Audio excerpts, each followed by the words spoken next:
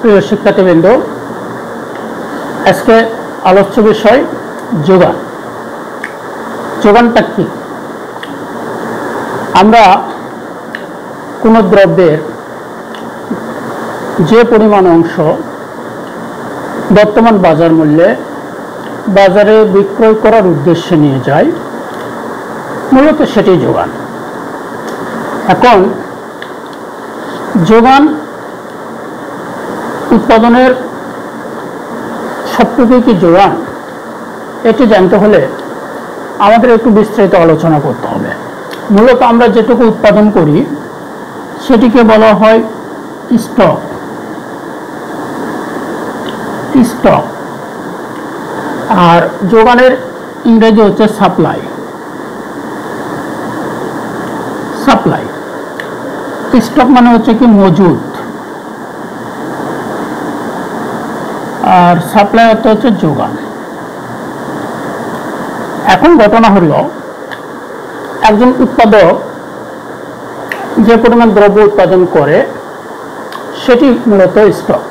সেটি মূলত স্টক। তাহলে যোগানটা কি? যোগানটা হচ্ছে এই স্টকের মধ্যে বর্তমান বাজার মূল্যে যে পরিমাণ দ্রব্য বিক্রয়ের উদ্দেশ্যে বিক্রেতা বাজারে নিয়ে যায়, সেটি হচ্ছে মূলত সাপ্লাই বা যোগান। তাহলে স্টক হচ্ছে একটা বৃহৎ ধারণা, আর স্টক থেকে বিক্রেতা যে পরিমাণ দ্রব্য বাজারে নিয়ে গেল বিক্রয় করার জন্য, সেটি হচ্ছে মূলত যোগান। সাপোজ আমি ধরে নিলাম যে স্টক হচ্ছে 50 মণ। 50 মণ। এই 50 মণের থেকে বিক্রেতা বিক্রয়ের জন্য নিয়ে গেল সাপোজ 30 মণ। স্টক কতটুকু ছিল? 50 মণ।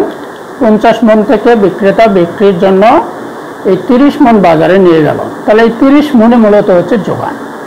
30 মণে হচ্ছে মূলত যোগান। তাহলে এখানে আমরা একটা জিনিস বলতে পারি যে stock greater than equals supply. অর্থাৎ স্টক সাপ্লাইয়ের চেয়ে বেশি হতে পারে অথবা সাপ্লাইয়ের সমান হতে পারে, কিন্তু কখনোই কম হতে পারে না। এখন আসি আমি এই যোগানটা কি, মূলত যোগানের সংজ্ঞাটা কি। যোগানের সংজ্ঞা দিতে গিয়ে আমি বলতে পারি যে কোনো নির্দিষ্ট সময়ে নির্দিষ্ট দামে বিক্রেতা একটি দ্রব্যের যে পরিমাণ বিক্রয়ের জন্য বাজারে নিয়ে যায়, সেটি মূলত যোগান। তাহলে আমি একটু লিখে দিই যে কোনো নির্দিষ্ট সময়ে কোনো নির্দিষ্ট সময়ে নির্দিষ্ট দামে, নির্দিষ্ট সময়ে নির্দিষ্ট দামে কোনো দ্রব্যের যে পরিমাণ বিক্রেতা বিক্রয়ের